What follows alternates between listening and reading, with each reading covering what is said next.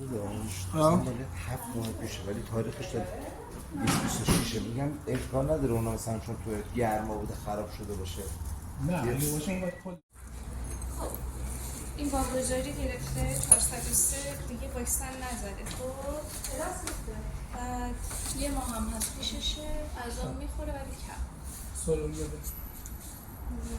میبینی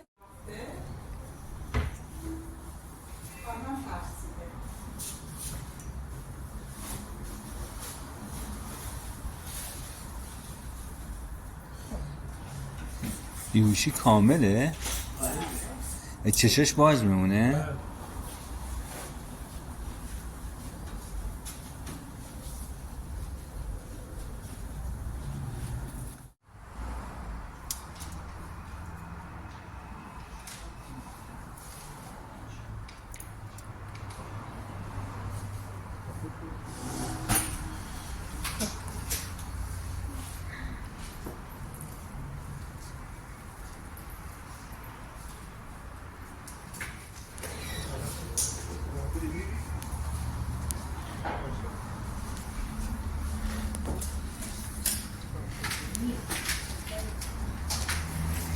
الان چی میتونه بخوره؟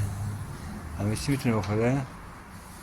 الان نه. چند ساعت صبر کنید بیوشیش کلم بپر. برو. یا شب.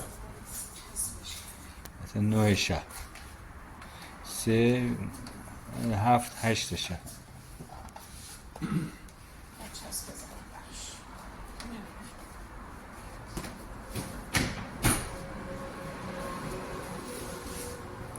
این تا کی باید باشه رو سرش؟ این حداقل 1 هفته؟